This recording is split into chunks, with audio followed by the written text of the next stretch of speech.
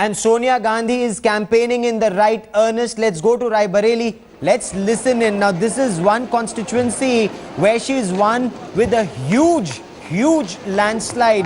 3.7 lakhs was the difference. Sonia Gandhi and her nearest rival of the Bahujan Samaj Party was R.S. Kushwaha in the year 2009. The margin was 3.72 lakh votes and Sonia Gandhi polled 72% of the vote share. And this is Sonia Gandhi now meeting party workers and those who she feels, and that's Rahul Gandhi, the Congress Party Vice President, someone who's seen as spearheading the Congress Party campaign. Priyanka Gandhi, of course, not a part of this visit, but Priyanka Gandhi has been nurturing both Amethi and Rai Bareli.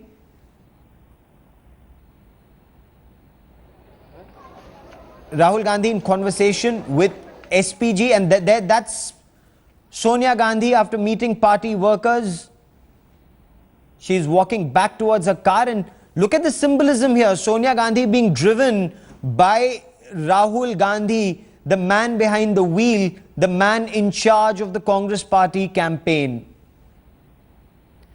Headlines today, Sanket Upadhyay now joins me for more on this. Sanket, Amethi and Rai Bareli are two places where the Congress extremely strong when it comes to Lok Sabha elections, but are assembly election results anything to go by? And we see Sonia Gandhi, she went towards her car and she came out, Sanket. Well, yes, these are in fact symbolic visuals that you are getting in from a place called Takia in Rai Bareli. She has in fact come out. It'll be interesting to see who she's actually going to meet. She has her secretary, Mr. K.L. Sharma, along with her. She's meeting more people. Of course, there was a group that actually wanted to meet Sonia Gandhi. So Sonia Gandhi has in fact come back to meet these people. The point that you were making, Gaurav, about assembly election results and why are they so different. Just to give you an example, under the Lok Sabha constituencies of Rai Bareli and Amethi, there are about 10 Vidhan Sabha constituencies. Last year, if last year is anything to go by, of these 10, only, in fact, none have gone to the Congress, 8 have gone to various other political parties, particularly to the Samajwadi Party. Yes. So that is the situation as far as the pocket borrows of the Gandhi family are concerned. The Lok Sabha constituencies, maybe because of an emotive issue or maybe because of an emotional connect, always stays with them. But Vidhan Sabha is a totally different picture. But if we stick to the pictures that we see right now, perhaps it's a renewed minority pitch that Sonia Gandhi and Rahul Gandhi are making at this moment, and that is why symbolically you saw that she was about to leave from Takia. She went to her car and then she came back upon spotting that a few people still want to meet her.